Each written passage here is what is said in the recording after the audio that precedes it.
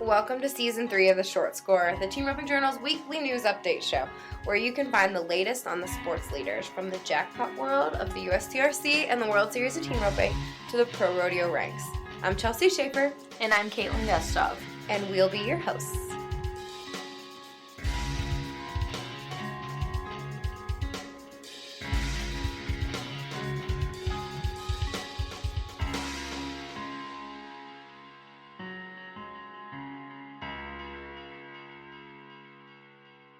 Hey everybody, it's Chelsea, and I want to talk to you a little bit about Fastback Ropes, who are sponsoring our episode today. Their two best sellers are the Cobalt and the Excalibur. They're poly blend core ropes. The Cobalt is a perfect combination of poly and dyed nylon, resulting in a highly durable rope. It's medium in diameter and weight, and will likely appeal to ropers who prefer more tip weight and less body or bounce. Fastback's Excalibur is a nylon poly blend with core construction. It's a bestseller, and it's another medium in diameter rope and weight with core construction. It's durable, it's got reduced body and no bounce, and swings consistent in all weather. We're going to do something a little bit different this show. So I told you about the ropes. Now I'm going to give you a Fastback tip. Today's tip is about breaking in ropes. Surprisingly, a lot of people don't understand or know the importance of it.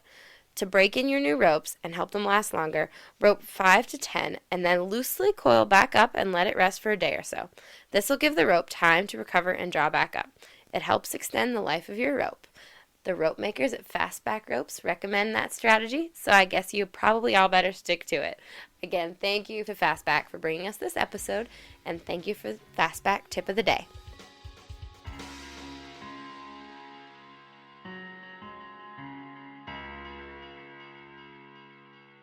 Hey, Kaitlin. Hey, Chelsea. Hey, everybody. We are back with the Short Score. We have had about a month off from this project because, holy cow, have we had a lot going on in Team Roping Journal land.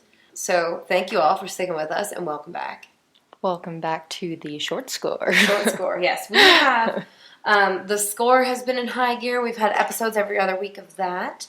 We are in the middle of producing our Arizona guide, which is one of our favorite projects of the year. It seems like spending a lazy winter in Arizona is a lifetime away from the middle of this hot, dry COVID summer that we're in. Yeah. But it's just around the corner, and it's letting us think about brighter days to come. So we're hot and heavy in the middle of that. We're working on our September issue of the magazine. And we have a new exciting project that we're launching that we're not going to tell you about yet, but we do have something in the works that we are kind of all in on right now. So that's a lot of fun, and we'll tell you about that in a couple weeks. But while we've been gone, we have a lot to cover. You know, I think for a while we got to these short scores where we weren't really sure, especially during COVID, what to tell you every week because there wasn't just a whole lot to talk about. I know I was kind of disheartened when I was doing them because it was like, we were just talking to each other about nothing. About nothing, because nothing was happening. But now we get to talk to you all about all the things that are happening. So, in the middle of this crazy situation, the 4th of July run did happen. A much abbreviated version of the 4th of July run, but a version of it nonetheless, where, you know, I know Lane Santos Carney did a story for us on our website about how this feels like bubble week. The 4th of July felt more like the end of September than it ever has before. Because there are, you know, I asked Ryan Motes yesterday, like, how many rodeos do you think you can legitimately go to the rest of the year? And he said 25 to 30 max. So anyways, you know, that put a lot of pressure on the 4th of July run. And that those 25 to 30 rodeos that are left, there's just not a ton of ground to cover. No, nothing just huge that's going to pay 20 or 30,000 left in the regular season. So, with that said, Kaitlin, you were the one with your finger on the pulse of rodeo during the 4th of July run. Yeah, high money winners were Eric Rogers and Peyton Bray. They won a little over $17,000, which is pretty close to what they won last year over the 4th run with the minimum rodeos that they went to and the different circle. So they jumped up into the top 10 in the world standings. Also, Clay Tryon and Jake Long, they won Prescott with a time of 11 and 9 seconds on 2 head, and that paid $3,600. Yeah, and they got some round money there too.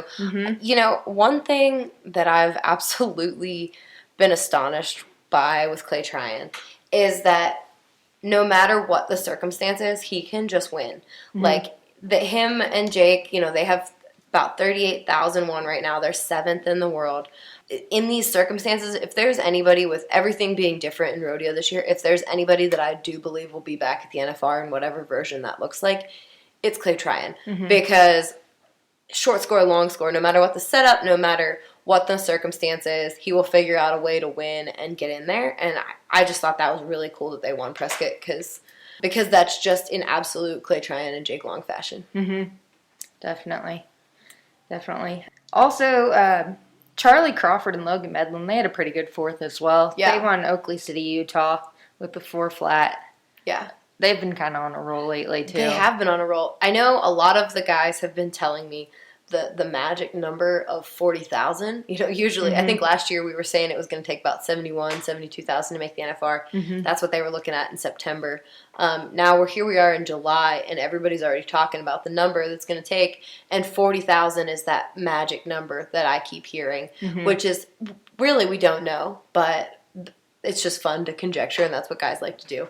So, Charlie Crawford has 49,001 already. He told me that this was going to be the last year he went, and he was going to try to make the NFR, mm-hmm. and if it didn't work, he was going to be satisfied with his career and go home. Wow. Now, Charlie Crawford's got 49,001. He just made one of the fastest runs so far this year. And he's got Logan Medlin, who has never made the finals, 2-time college champ. Super exciting to see Logan Medlin at number 3 in the world with 48,001. That was a really exciting win for them. Mm-hmm. They had an exciting 4th, and I'm ready to see them the rest of the summer. Yeah, Logan's just on a roll this year. Mm-hmm. I mean, he won the Wildfire earlier this year. Yeah, with Charlie. Mm-hmm. Mm-hmm, mm-hmm. With Charlie, and he's on a roll on the hillside. Yep. Easy to work with. If you ever need anything, Logan Medlin is easy to work with. What a good guy. So I'm glad he's doing well. And, another team that's really up there right now that had a pretty good 4th, they won about 12,000, is Levi Simpson and Shea Carroll. Levi Simpson has not been back to the NFR since he won the World and stunned the field back in 2016. Shea Carroll has been just grinding away on his horsemanship. I mean, talk about, it's like he's a monk who went into seminary to go study. Mm-hmm. Shea Carroll went and roped and just was so hyper-focused on his horsemanship, and when he was heading, and now he's back here, and he's healing for the world champ Levi Simpson, and they won Belle-Fourche. Did you get to see their run in Belle-Fourche? Were you there for it? No, I didn't. No. They were up in the slack before. Gotcha. The slack I was up. Gotcha. Yeah, but they're great. Shea's at 36,000. Levi's at 12th in the world, and he's got 30,000. So they're close. They're on the brink. There's a cool story that we did. Kaitlin uncovered it about Levi's horse, and you can check that out on teamropingjournal.com. That's such a cool story. That was a cool story. That was a pack horse. Yeah. He was kind of an outlaw, and he had to be relegated to pack horse duty for a year before he ever could go onto the head side. So very interesting. Mm-hmm. Tyler Wade and Billy Jack Sabins, they didn't just have the 4th of July they wanted to have. So when I talked to T. Wade after he won Mandan, he said, yep, first legal catch of the week. So I am sure that they didn't do as well as they had hoped over the 4th, but they did sure enough make some progress. And then they came back to win Vernal, Utah, with an absolutely radical run. If you check it out, it's on our Facebook page. T. Wade shared it.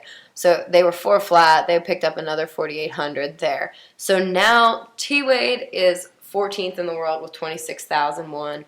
And Billy Jack, he is 13th in the world with 25,001. I know Billy Jack is going to go to Pretty Prairie, Kansas, I think, with Coleman Proctor. So maybe make up a little ground there. Mm-hmm. This week coming up is a kind of a really funny run that everybody's got to make. They're going to go to Pretty Prairie, Kansas. Some of them are going to go to Mesquite over the weekend. Then they're going to come up to Westcliff, Colorado, go over to Nephi, Utah. Mm-hmm. They're on to Deadwood. It's kind of a very weird run. They're going to do a lot of driving, and so hopefully they can keep gaining ground. Lots of driving this year, just to make them all. Yes, they're getting the few that there are. Driving places and then back home. And then back home. We talked to Chad Masters yesterday, and he was camped out in one place. I know Chad was a little, I don't know if he just wasn't in a hurry to get back home. A lot of the guys went back home to Texas to go to Weatherford and then stuck around. Chad, when we talked to him, he was camped out in Cheyenne, Wyoming, probably at Bambi's, having a good time. A little bit low-key. We talk about what got done over the 4th as far as the pro rodeos.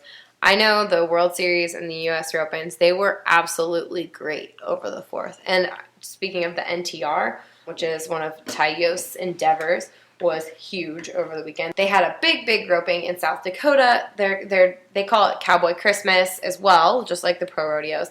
They had 3 events across 3 states. They awarded over $500,000, including 36 trophy saddles, 50 buckles, and a new Ram pickup. I know in South Dakota, a kid named Ram Hughes, he was 15 from Utah. He won his 4th truck. That's and I insane. guess, yeah, there's going to be a story in the NTR's magazine that they do by themselves. But I think he has a whole bunch of brothers and sisters, and his goal is to win a truck for every one of his siblings. I wish I had a brother like that. That's awesome. That's pretty cool. So congratulations to Ram Hughes. Congratulations to NTR on a big weekend. But like I said, the World Series Ropings, Jeff Smith had a huge one in Guthrie. Of course, big stuff happening everywhere. There was one in Rock Springs. There was some in California. Shelley Productions had one. They had a 8.5 Heartland that paid out for $140,800. The winners were Cy Felton and Dylan Crampler. They took home $33,700 just themselves with gift buckles and cactus saddles. And there was lots of qualification spots for Las Vegas for the World Series finale, which that World Series finale, the deadlines are coming in hot. All systems are go for planning on that. You know, don't be shy with your entries. Get them in. Get your finale entries in to the office in Albuquerque. Get entered up. There's lots of ropings, lots of qualifiers, and there's still some practice pen qualifier weekends scheduled. Those have been really successful. I know when I talked to Connie Gentry the other day, she said a lot of places where there aren't qualifiers to go to, or you would have to drive too far.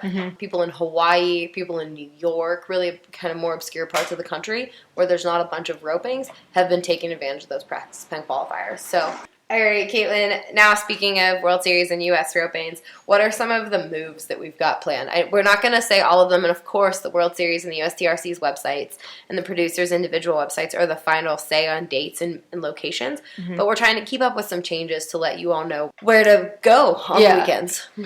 First up is the Daddy, which now is called the Big Daddy because it is being held at the Daddy at Frontier Park in Cheyenne. So don't forget, get over there. It's not at the college this year. It is at Frontier Park in Cheyenne. There's the Gold Buckle Beer Open.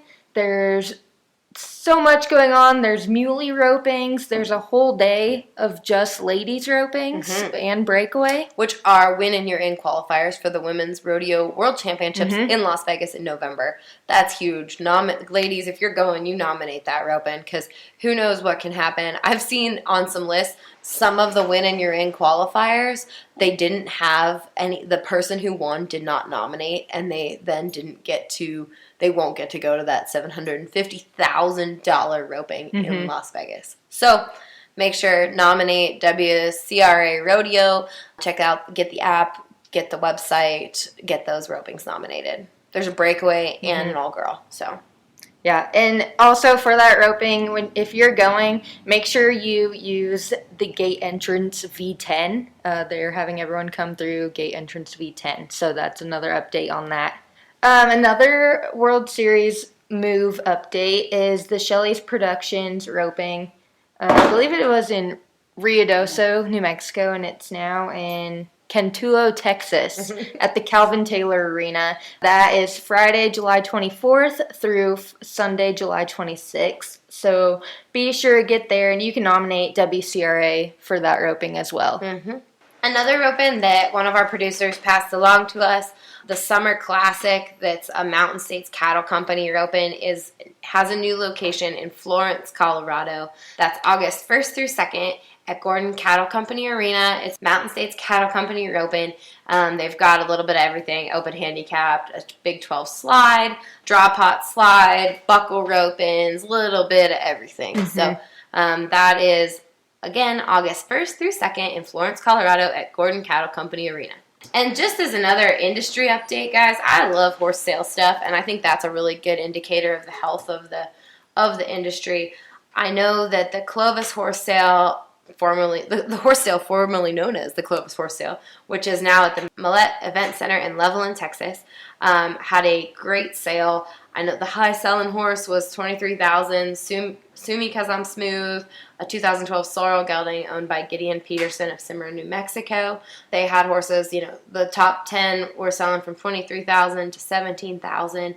It's another great event, produced by Steve Friskip, who, by the way, in our July issue, you will learn Steve Friskip's story and hear about all of his motivations and everything he does. But it was a cool sale. We'll keep our eye on all these sales coming up because they just kind of show how hungry people are for horses, for good horses, and how invested folks are in the roping deal. So check it out. You can see more info. We'll put that press release on our website. All right, guys, I promise we will not take this long of a break between next episodes of the Short Score. We'll have another one coming at you next week. We've got lots going on. We'll have lots of fun stuff to share. And I appreciate you all for sticking with us and listening back to us. Thanks, everyone. Thanks, Kaitlin, for putting together all those results. You are welcome. Bye. Thank you, Fastback Ropes, for bringing us this episode. Remember, fastbackropes.com. Make sure you're ordering your Excalibur and your Cobalt. Those are the best-selling ropes for a reason. You can't beat them. Thanks.